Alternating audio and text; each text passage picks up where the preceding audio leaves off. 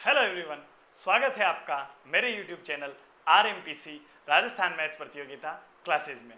Students, आपको पता है मैं इस चैनल के माध्यम से आपको राजस्थान की और अन्य स्टेट्स की विभिन्न भर्ती प्रतियोगिता परीक्षाएं जिनमें गणित पूछी जाती है का संपूर्ण अध्ययन करवा रहा हूं। और हमने इसी सीरीज में पहला चैप्टर स्टार्ट किया है संख्या पद्धति, और आज संख्या पद्धति का पार्ट 6 हम पढ़ने जा रहे हैं, जिसके अंतर्गत मैं आपको विभाजन एल्गोरिथम और शेषफल आधारित जो प्रश्न परीक्षाओं में पूछे जाते हैं, बार बार जो पूछे जाते हैं, उस प्रकार के प्रश्नों का अभ्यास करवाऊंगा। और उस प्रकार के प्रश्नों को पढ़ने के लिए क्या थ्योरी पढ़नी पड़ती है, क्या कंसेप्ट क्लियर करना पड़ता है, वो कंसेप्ट हम आज क्लियर करेंगे। तो स्टूडेंट्स, आगे बढ़ते हैं और हमारा टॉपिक स्टार्ट करते हैं, विभाजन एल्गोरिथम एवं शेषफल आधारित प्रश्न। स्टूडेंट्स, हम एक छोटा सा उदाहरण लेते हैं कि 37 को 5 से भाग देने पर क्या होता है। बच्चों, हम आराम से भाग दे सकते हैं। 5 का भाग देना है 37 में, और हमें भाग देना आसानी से आता है।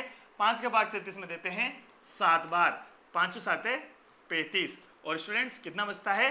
बिल्कुल 2 बचता है। यहाँ से कुछ कंसेप्ट्स हैं, कुछ नाम हैं जो अपने को क्लियर करने हैं। बच्चों, इसे क्या कहा जाता है, इसे क्या कहा जाता है, इससे क्या कहा जाता है और इससे क्या कहा जाता है, इसके आधार पर हमारी विभाजन एल्गोरिथम बनती है। तो बच्चों, सबसे पहले 5 का भाग हम दे रहे हैं, यानी 5 भाग कर रहा है। जो भाग करने वाला है वह तो कहलाता है भाजक, यानी भाग करने वाला। फिर जिसमें भाग दिया जाता है, जो भाग देने योग्य है, वह कहलाता है भाज्य, यानी 37 हमारा भाज्य होगा। और भाजक का भाज्य में जो भाग देते हैं, तो जितनी बार हम भाग देते हैं, जितना हमारा भागफल आता है, वो है यहाँ पर 7, यानी कि ये है हमारा भाजक, और जिसमें भाग देते हैं वह हमारा भाज्य, और ये है हमारा भागफल। और दोस्तों, जो लास्ट में बचता है, जो शेष बचता है, उसे कहा जाता है शेषफल। तो यहाँ से 4 परिभाषाएं अपने सामने क्लियर होती है। भाजक जो भाग करने वाला है, भाज्य जिसमें भाग दिया जाता है, और भागफल जितनी बार भाग दिया जाता है, और शेषफल यानी कि जितना शेष बचता है। बच्चों, यहाँ से हम देख सकते हैं कि अगर मैं 5 को पुनः 7 से गुणा करूं, 5 × 7 35, और 35 में वापस में 2 जोड़ दूं, तो हमारा क्या बन जाता है? 37 आ जाता है। यानी कि 5 को जब मैंने 7 से गुणा किया, फिर उसमें मैंने शेषफल को जोड़ दिया, तो हमारा उत्तर कितना आ गया? 37, जो कि हमारा क्या है? भाज्य है। यानी कि यहाँ से एक छोटा सा कंसेप्ट बनता है कि जो भाज्य है वो किसके बराबर होता है? भाजक को गुणा करो भागफल से, तो वह होता है भाजक इंटू भागफल, और जो प्लस करते हैं वह हमारा क्या है? शेषफल। यानी भाज्य बराबर भाजक इंटू भागफल प्लस शेषफल, वह हमारा कहलाता है भाज्य। और यही जो प्रमेय होती है वह कहलाती है विभाजन एल्गोरिथम। बच्चों, इससे जो रिलेटेड सवाल है वो किस प्रकार से पूछे जा सकते हैं, वो हम अब समझेंगे। इससे पहले एक छोटा सा कंसेप्ट हम ये भी देखते हैं कि हम जब भी बच्चों भाग देते हैं, तो हमारा जो ये शेषफल बचता है वह हमेशा इससे क्या होगा? बिल्कुल कम होगा, और 0 के बराबर या 0 से बड़ा होगा। किस प्रकार होगा बच्चों? अगर मैं कहूं कि यहाँ मेरा इससे बड़ा, इससे बड़ी या इसके बराबर कोई संख्या मान लो 6 प्राप्त हो जाए, तो 6 कैसे प्राप्त होगी? 6 शेष अगर बचेगा तो 5 का भाग एक बार और जा रहा होगा, 5 का भाग 5 में जा रहा होगा, फिर शेष तो कितना बचना चाहिए? बिल्कुल 1 ही बचना चाहिए। इसलिए जो शेषफल का मान है सदैव इससे कम होगा, और या तो ये 0 होगा अगर पूरा भाग चला जाएगा, और पूरा नहीं भाग जाएगा तो 0 से बड़ा होगा और इससे कम होगा। बच्चों, इससे रिलेटेड जो सवाल आते हैं वो कैसे आते हैं वो हम आगे समझेंगे। उससे पहले ये हमारा जो कंसेप्ट हमने पढ़ा है वह है भाज्य बराबर भाजक इंटू भागफल प्लस शेषफल। भाज्य जिस संख्या में भाग दिया जाता है, भाजक जिससे भाग दिया जाता है, क भाजक, क यानी करने वाला, भाग करने वाला, तो जिससे भाग दे रहे हैं वह भाजक कहलाता है। और भागफल, भाग देने पर जो फल प्राप्त होता है या प्राप्त उत्तर है, वही हमारा भागफल कहलाता है। और शेषफल क्या होता है? जो शेष बची हुई संख्या है। बहुत दोस्तों, आपको आसानी से समझ आ रहा होगा, और इस पर आधारित जो प्रश्न है वो हम अब हल करके देखते हैं। किसी विभाजन योग प्रणाली में भाजक भागफल से 3 गुना है और शेषफल से 6 गुना है, यदि शेषफल 2 है तो भाज्य क्या होगा। बहुत ही आसान सा प्रश्न है बच्चों, परंतु हम जो इसकी लैंग्वेज है उसको देखकर डर जाते हैं बहुत बार कि ये क्या लिखा हुआ है, जबकि आपको डरना नहीं है। आसानी से जो कह रहा है वैसे हल करते जाओ, आसानी से आंसर आ जाता है। जैसे हम जानते हैं इसको, जैसे अभी पढ़ा वैसे करें। तो इसने क्या कहा है, विभाजन प्रणाली में भाजक जो है भागफल से 3 गुना है, शेषफल से 6 गुना है। यदि शेषफल 2 है, यानी कि जो शेषफल आया वो क्या आया आपने, बिल्कुल 2 आया। फिर क्या कहा है कि भाजक जो है वो शेषफल से 6 गुना है। शेषफल से 6 गुना यानी 2 × 6, ये कितना हो जाएगा, बिल्कुल 12 हो जाएगा। और फिर कहा है कि भाजक जो है भागफल से 3 गुना है, यानी कि यहां से जो आएगा इसका 3 गुना 12 है। तो किसका 3 गुना 12 होता है बच्चों, बिल्कुल 4 का 3 गुना होता है। अब आपने सामने बिल्कुल आसान सा कंसेप्ट बन चुका है कि यहाँ 12 है, यहाँ 4 है, यहाँ 2 है, तो यहाँ पे क्या अंक आता है, हम जानते हैं। इसको इससे गुणा करो, जो आता है उसमें ये जोड़ दो। तो 12 चौक 48, 48 में 2 जोड़ा तो कितना आ जाएगा, बिल्कुल 50 आ जाएगा। और ये हमारा आसान सा क्वेश्चन हो गया है। अगर आप इसको लिख के हल करना चाहें तो भी बहुत ही आसानी से हम कर सकते हैं। हमारा कंसेप्ट जो कहता है, क्या कहता है कि भाज्य बराबर भाजक इंटू भागफल प्लस शेषफल, ये हमारी थ्योरम कहती है। शेषफल हम जानते हैं कितना है, बिल्कुल 2 है। और हम जानते हैं कि जो भाजक है वो भागफल शेषफल से 6 गुना था, यानी कि इसका मान आ गया 12। और फिर कहा है कि जो भाजक है भागफल से 3 गुना है, यानी भागफल का 3 गुना 12 के बराबर है। तो भागफल कितना होगा, बिल्कुल 4 रहा होगा, तभी तो 4 का 3 गुना करेंगे 12 आएगा। बस इनको जोड़ लो तो 12 चौक 48, और 48 में जब 2 जोड़ोगे तो पुनः 50 उत्तर आएगा। तो बच्चों, जो विधि आपको अच्छे से लगे, जिससे आप आसानी से हल कर सकते हैं, उससे हल कर सकते हैं। बिल्कुल 30 सेकंड के अंदर होने वाला ये सवाल है। चलो इसी प्रकार का एक और प्रश्न देखते हैं। किसी विभाजन योग प्रणाली में भाजक जो है भागफल से 7 गुना है। बिल्कुल हम इसे लिख लेते हैं। ये आएगा हमारा भाज्य, यहाँ आएगा भाजक, ये है भागफल और ये शेषफल। फिर कहा है शेषफल से 3 गुना है। यदि शेषफल 28 है, जो मान दे रखा है उसको पहले लिख लो।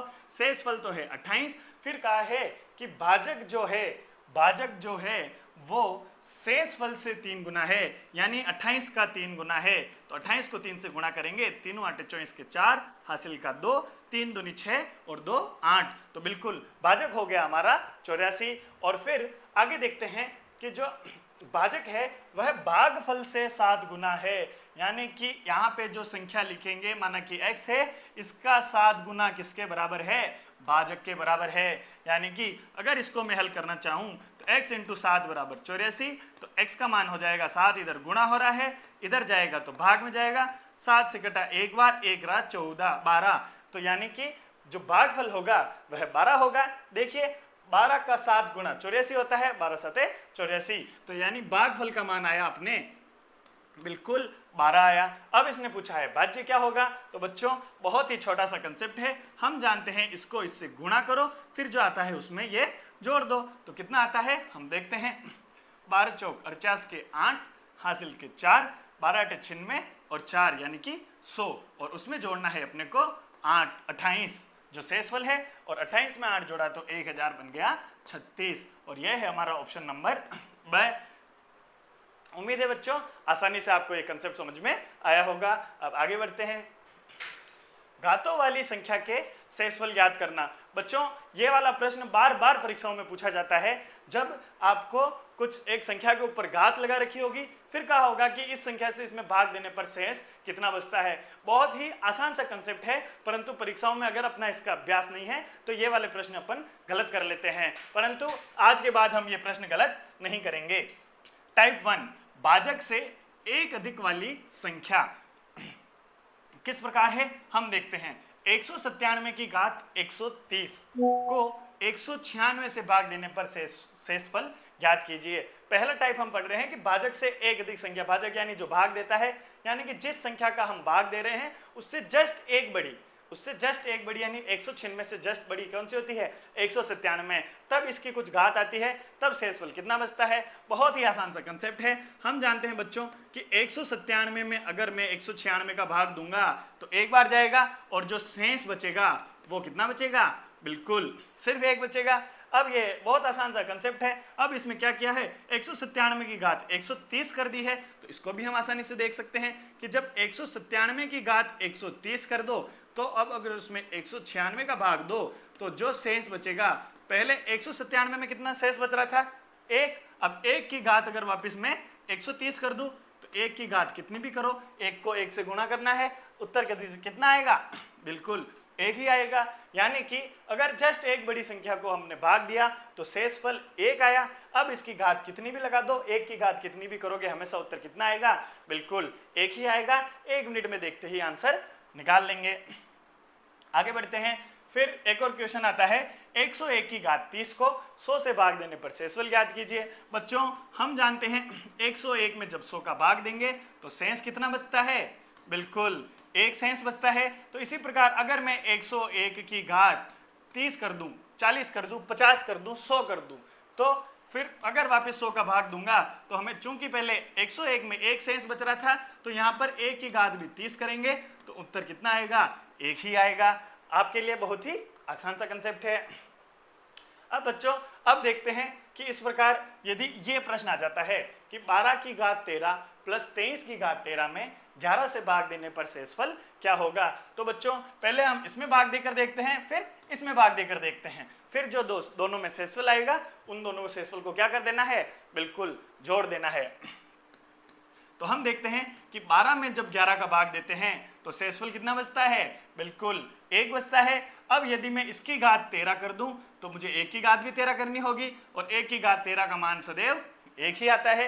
यानी कि 12 की घात 13 में जब मैं 11 का भाग दूंगा तो जो शेष बचेगा वह कितना शेष बचेगा, शाबाश 1 शेष बचेगा। इसी प्रकार यदि मैं 23 में 11 का भाग दूं तो कितनी बार जाता है, 11 दूनी 22 और फिर शेष कितना बचता है, शाबाश बिल्कुल 1 ही शेष बचता है। तो यहाँ भी वही कंडीशन लग जाएगी कि 1 शेष बचता है और इसकी घात अगर मैंने 13 कर दी तो यहाँ पर 1 की घात भी 13 कर दो, तो 1 की घात 13 यानी 1 को 13 बार गुणा करना है, 1 इंटू 1 इंटू 1, तो हमारा उत्तर वापस कितना आएगा, 1 ही आएगा। यानी अगर इसमें 12 का भाग इसमें 11 का भाग देंगे तो शेष 1 आया और पुनः इसमें भी शेष 1 आया, तो जब प्लस करेंगे तो 1 प्लस 1 शेषफल कितना आ जाएगा, बिल्कुल 2 आ जाएगा, जो ऑप्शन नंबर सी के बराबर है। उम्मीद है बच्चों आपको ये कंसेप्ट आसानी से समझ में आ रहा होगा। तो यहाँ से हम एक नियम निकाल सकते हैं कि यदि भाजक से एक अधिक संख्या हो, यानी यदि n+1 की घात m को n से भाग दिया जाए तो शेषफल कितना बचेगा। यानी कि n का भाग n+1 यानी इससे जस्ट बड़ी संख्या में 100 का भाग 101 में, 200 का भाग 201 में, 500 का भाग 501 में। अब इस पर चाहे जितनी घात लगा दो, माना कि m लगाई है, 100 लगाओ, 200 लगाओ, 300 लगाओ, कुछ भी लगाओ, पर हम जानते हैं इससे जस्ट बड़ी संख्या अगर है तो उसमें शेषफल 1 बचेगा और 1 की घात आप कितनी भी कर दो, शेषफल सदैव कितना बचेगा, शाबाश 1 ही बचेगा, तो शेषफल सदैव 1 बचेगा। तो उम्मीद है बच्चों इस प्रकार का जो टाइप 1 का क्वेश्चन है आप देखते ही ऑप्शन टिक कर लेंगे। अब आगे बढ़ते हैं टाइप 2 दूसरे प्रकार का प्रश्न। यह प्रश्न आता है कि भाजक से एक कम वाली संख्या, भाजक से एक कम यानी कि जो यहां लिखा है, माना कि 6 लिखा है तो 6 से एक कम यानी कि 6 का भाग 5 में देना है। अभी हमने पढ़ा था कि 1 ज्यादा है तब क्या करना है, अब हम पढ़ रहे हैं 1 कम है तब क्या करना है। इसके लिए जो हम प्रश्न दे रखा है वही लेते हैं। 47 की घात 49 को 48 से भाग देने पर शेषफल क्या होगा। आसानी से समझेगा बच्चों, ये भी बहुत ही आसान सा कंसेप्ट है और आगे जब भी आप परीक्षाओं में देखेंगे तो देखते ही आसानी से टिक कर लेंगे। 47 में सबसे पहले हम देखते हैं कि 47 में 48 का भाग देते हैं तो शेषफल कितना बचता है। बच्चों पूरा भाग नहीं जाता है, यानी कि जो 47 है इससे कम ही है तो यही शेषफल है, 0 बार भाग जाएगा और जो बचेगा शेषफल 47 ही बचेगा। परंतु हम इससे शॉर्ट में हल करने के लिए 1 के रूप में लेना है, 1 के रूप में यानी 48 से जस्ट कम है, यानी कि शेषफल अपना -1 आया। कितना आया, -1। एक बार इसको समझेंगे, शेषफल -1, शेषफल ऋणात्मक नहीं आ सकता है, धनात्मक ही आएगा, परंतु इसको समझना है कि 47 का भाग 48 का भाग यदि हम 47 में दें तो शेषफल कितना आ रहा है, बिल्कुल -1 आ रहा है। अब हमें समझना है कि यदि इसकी घात 49 कर दी जाए, यदि इसकी घात 49 कर दी जाए तो शेषफल में क्या होगा, इसकी घात भी 49 हो जाएगी। बिल्कुल हो जाएगी। अब हम जानते हैं कि -1 को -1 गुणा करना है 49 बार, और 49 एक विषम संख्या है, इसलिए ऋणात्मक संख्या को यदि विषम संख्या बार गुणा करो तो हमेशा ऋणात्मक ही आता है। यानी कि यहाँ जो -1 की घात 49 है उसका मान कितना आएगा, -1 आएगा। बच्चों यह कैसा आया मैं आपको समझाता हूँ। यदि मैं -1 की घात 2 करूँ तो क्या होगा, -1 गुणा -1, माइनस इंटू माइनस यानी कि प्लस का 1 आएगा। यदि मैं -1 की घात 3 करूँ तो -1 गुणा -1 गुणा -1, माइनस इंटू माइनस प्लस, और प्लस इंटू माइनस पुनः माइनस, और 1 को 1 से गुणा किया तो 1। यानी कि माइनस की घात यदि सम संख्या में है, सम संख्या के जोड़े बन रहे हैं तो सदैव आएगा प्लस, और माइनस की घात यदि क्यूब में है या विषम संख्या में है तो सदैव क्या आएगा, माइनस आएगा। ये बात आपको आसानी से समझ में आ गई होगी। तो वापस प्रश्न पर लौटते हैं कि 48 का भाग जब 47 में दिया तो शेष -1 आया, घात अपने 49 की तो यहाँ भी 49 की, तो अपना फाइनल उत्तर कितना आया, -1। -1 का मतलब है एक कम, यानी कि शेषफल जो होगा 48 से एक कम होगा। तो 48 में से 1 गया, कितना बचा, शाबाश 47 बचा। यानी कि इसको जब भाग देंगे तो शेषफल हमारा बचेगा 47। उम्मीद है बच्चों आसानी से समझ आ रहा होगा। अब एक और क्वेश्चन करते हैं और इसको क्लियर करते हैं। बच्चों अब देखते हैं, पुनः क्वेश्चन दिया है कि 47 की घात 48, इस बार सम संख्या दी है, को 48 से भाग देने पर शेषफल क्या होगा। तो हम देखते हैं कि 47 का भाग यदि 48 में देंगे तो शेष कितना बचता है, बिल्कुल हमारा एक कम, यानी कि -1 बचता है। अब इसकी घात हमें अगर करनी है 48 तो इसकी घात भी हम कर देंगे 48, और चूंकि माइनस की घात सम संख्या में है तो वह उत्तर कितना आएगा, +1, -1 इंटू -1 +1 हो जाता है। तो हमारा शेषफल होगा +1, और शेषफल धनात्मक तो हो ही सकता है, इसलिए इस स्थिति में जो हमारा शेषफल होगा वो कितना हो जाएगा, शाबाश +1 हो जाएगा। अगर स्थिति में -1 होता तो -1 का मतलब होता है कि एक कम, यानी कि जो भाजक है उससे एक कम कर देते, और +1 आ रहा है तो +1 तो उत्तर आ सकता है, क्योंकि धनात्मक शेषफल हो सकता है। उम्मीद है बच्चों आपको आसानी से समझ आ रहा होगा। अब इसी सवाल को एक बार और देखते हैं कि 24 की घात 17 को 25 से भाग दे रहे हैं, एक कम में दे रहे हैं बच्चों, तो 24 में भाग दिया 25 का, तो शेषफल जो है वह कितना है, हमारा 1 है। अब इस -1 है क्योंकि एक कम है। अब इसकी घात अगर 17 करनी है तो इसकी घात भी 17 कर दो, और इसकी घात जब विषम संख्या में है तो -1 ही आएगा। -1 का मतलब है एक कम, किससे कम, इससे कम। तो 25 से एक कम कितना उत्तर होगा, बिल्कुल हमारा 24 शेषफल होगा। और यहां पर जब हम करेंगे तो 24 में 25 का भाग दिया, शेषफल आया कितना, बिल्कुल -1, परंतु घात हमें 18 करनी है तो यहां भी घात 18 होगी, और ये घात जब 18 होगी यानी प्लस का 1 आएगा, प्लस का 1 उत्तर आ सकता है। यानी इस स्थिति में शेषफल कितना बचेगा, 1 बचेगा। उम्मीद है बच्चों आपको आसानी से समझ आ रहा होगा। इसे भी यदि हम नियम के रूप में देखना चाहें तो इस प्रकार देख सकते हैं कि भाजक से एक कम संख्या हो तो, यानी कि ऊपर एक कम संख्या हो, तो उस स्थिति में यदि n-1 m को n से भाग दिया जाए, यानी कि n का भाग n-1 इससे जस्ट छोटी संख्या में दिया जाए, और उसकी घात कितनी है, बिल्कुल m है।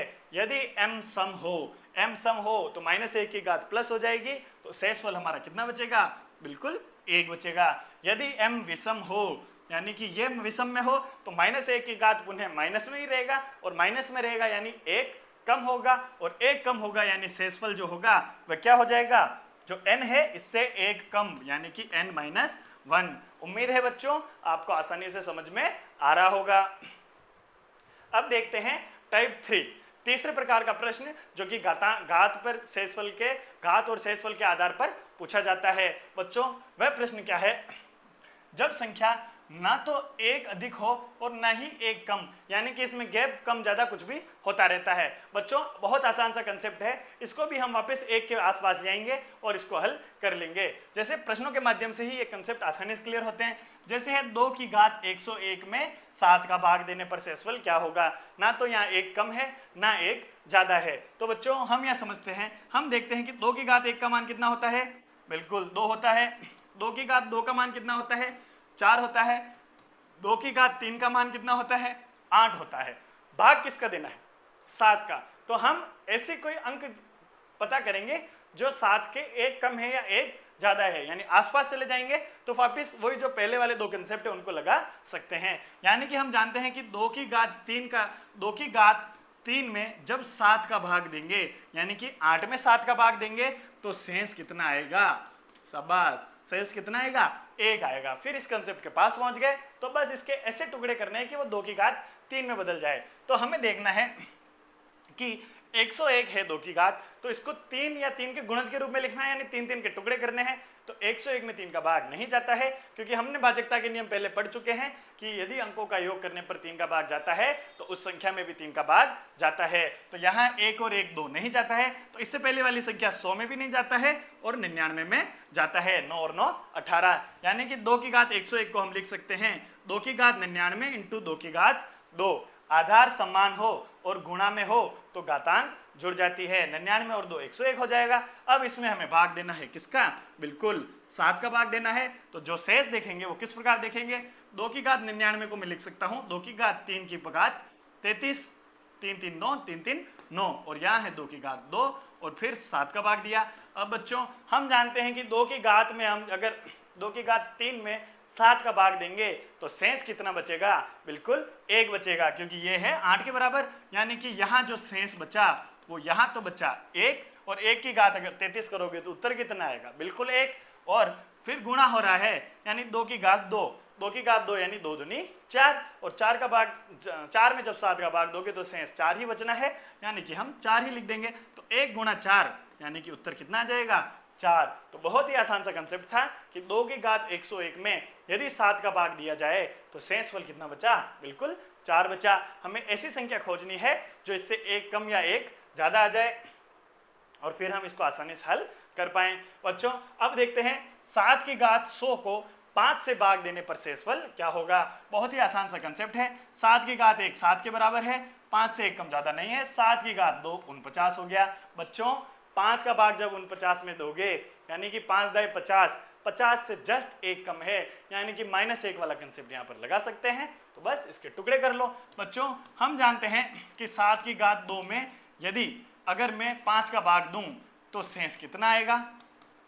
बिल्कुल बताइए कितना शेष आएगा? 7 की घात 2 यानी 49, 49 में 5 का भाग देवें यानी 50 से जस्ट 1 कम, और जस्ट 1 कम को हम कितना लिखते हैं? बिल्कुल इस सवालों को हल करने के लिए -1 लिखते हैं। और -1 जब लिखते हैं तो हम जानते हैं 7 की घात 100 है, तो इसकी घात में क्या यहाँ 50 लिख सकता हूँ? 2 50 100 हो गया। तो यहाँ भी मुझे घात कितनी करनी पड़ेगी? बिल्कुल 50 करनी पड़ेगी। यानी इसे मैं अगर हल करूंगा तो -1 की घात सम संख्या में है, यानी कि प्लस का 1 आ जाएगा और +1 हमारा उत्तर आ सकता है, यानी कि यहाँ शेषफल कितना हो जाएगा?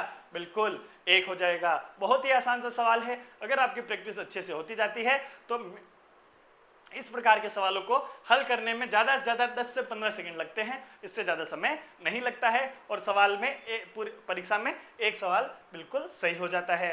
तो बच्चों आगे बढ़ते हैं। ये सारे प्रश्न किसी ना किसी परीक्षाओं जैसे SSC, रीट, पटवार, वीडियो उनमें पूछे गए हैं। उनमें मैं क्वेश्चंस ये लिखे नहीं हैं, परंतु जब आगे हम जब चैप्टर खत्म हो जाएगा और इस चैप्टर के बाद जब हम PYQs करेंगे तो आपको जो विभिन्न भर्ती प्रतियोगिता परीक्षाओं में पूछे गए सवाल हैं उन्हीं सवालों को यहाँ हल करवाऊंगा, ताकि हम इस हमारे जो पढ़े हुए हैं उसको भी जांच पाएंगे कि क्या हम जो पढ़ रहे हैं वो सही दिशा में है और जो पढ़ रहे हैं उसी से प्रश्न पूछे जा रहे हैं अथवा नहीं, और जिस लेवल का हम पढ़ रहे हैं उस लेवल के प्रश्न है या उससे कम है या ज़्यादा है। इस मेरे कहने का आशय यह है कि आपके परीक्षाओं में जो लेवल पूछा जाता है उस लेवल के बिल्कुल नज़दीक हम जा रहे हैं, बिल्कुल बराबर हम जा रहे हैं और उसी लेवल से हम सारे प्रश्न हल करवा रहे हैं और सारे कंसेप्ट पढ़वा रहे हैं। तो बच्चों आप इस चैनल के साथ जुड़े रहिएगा। और भी जो ज़रूरतमंद बच्चे हैं, स्टूडेंट्स हैं जो अभी तैयारी कर रहे हैं या तैयारी करना चालू करना चाहते हैं, तो उनके पास आप ये भेजिए। आप कंपटीशन में हमेशा उन लोगों से आगे रहेंगे जिन्होंने अभी तैयारी स्टार्ट नहीं की है या फिर खुद कहीं से कहीं कोशिश कर रहे हैं।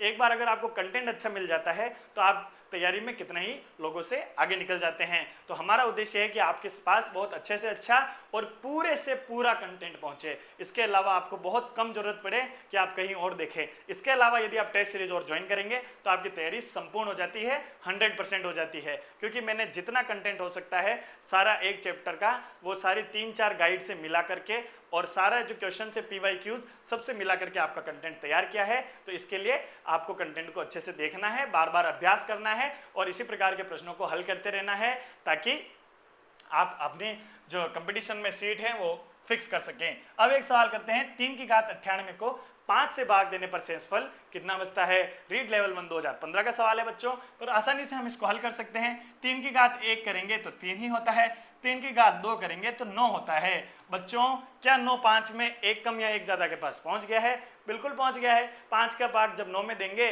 तो एक कम बचता है, 5 दूनी 10 होता है, 10 से जस्ट एक कम है। यानी कि मैं कह सकता हूं कि यदि 3 की घात 2 में 5 का भाग दिया जाए तो शेष कितना बचता है? बिल्कुल एक कम, यानी कि माइनस का 1 बचता है। अब मुझे ज्ञात निकालनी है कितनी? 98, यानी कि इसके टुकड़े कर देने हैं। 98 यानी 3 की घात 2 को अगर मैं 49 से गुणा कर दूं तो 49 दूनी कितना होता है? 98 ही होता है। अगर यहाँ 49 से गुणा किया तो यहाँ भी करना पड़ेगा। अब -1 की घात 49 यानी विषम संख्या है तो कितना आएगा? पुनः -1 आएगा, और -1 तो शेषफल हो नहीं सकता। अर्थात -1 क्या कहता है कि एक कम को दर्शा रहा है। एक कम किसमें से? 5 में से एक कम। जिस प्रकार 9 था तो 5 में से एक कम कितना होता है? बिल्कुल 4 होता है। डी अपना उत्तर सही हो जाएगा। आसानी से इस प्रकार के प्रश्नों को हम हल कर सकते हैं। बच्चों आगे देखते हैं कि आज जो हमने पढ़ा वो हमारा कंसेप्ट क्या था। सबसे पहले पढ़ा अपन ने विभाजन एल्गोरिथम, भाज्य बराबर भाजक इंटू भागफल प्लस शेषफल, और फिर पढ़ा यदि n+1 की घात m को n से भाग दिया जाए तो शेषफल सदैव कितना बचता है? 1। यानी जस्ट बड़ी संख्या का अगर भाग पूछ ले, 100 में 100 का भाग 101 में देना है, 500 का भाग 501 में देना है। जस्ट बड़ी संख्या पूछा तो बिना सोचे समझे उत्तर कितना कर दो? 1 कर दो। और यदि n-1 की घात m को n से भाग, यानी कि एक छोटी संख्या का अगर भाग पूछे तो सम है तो बिना सोचे समझे +1 कर दो, और विषम है तो बिना सोचे समझे -1 यानी एक कम। किससे कम? जिससे भाग दे रहे हैं, यानी कि n-1 कर दो। बहुत ही आसान सा कंसेप्ट है। और यदि संख्या न तो भाजक से एक अधिक या एक ज्यादा और ना ही एक कम हो तो अपन चक्रीय साइक्लिक शेषफल का प्रयोग करते हैं। जिस प्रकार अभी हम इसके चक्कर में बांट रहे थे कि कितना साइकिल बना रहे हैं। फिर आता है कि किसी भी भाग के प्रश्न में शेषफल सदैव या तो 0 से बड़ा होगा या 0 के बराबर होगा, और भाजक से सदैव छोटा होता है। बच्चों उम्मीद है आपको ये जो प्रश्न है और जो कंसेप्ट हैं आसानी से समझ आए होंगे, और इस पर आधारित अगर परीक्षा में कोई सवाल मिलता है तो उसे आप गलत नहीं करेंगे। तब और अब हम इसका नेक्स्ट पार्ट लाएंगे जिसमें हम इस चैप्टर्स के जो PYQs है उनको हल कराएंगे। तब तक के लिए आप अच्छा अभ्यास करते रहिए और वीडियोस देखते रहिए, लाइक करिए और शेयर कीजिए, और चैनल को सब्सक्राइब भी कीजिए और अन्य लोगों तक पहुंचाइए ताकि ये चैनल उनके पास पहुंचे और अपनी तैयारी वो भी कर पाएँ। जो तैयारी स्टूडेंट्स कर रहे हैं उनके पास वीडियोज़ चले जाएँ। नेक्स्ट वीडियो में मिलते हैं बच्चों, तब तक के लिए जय हिंद, जय भारत।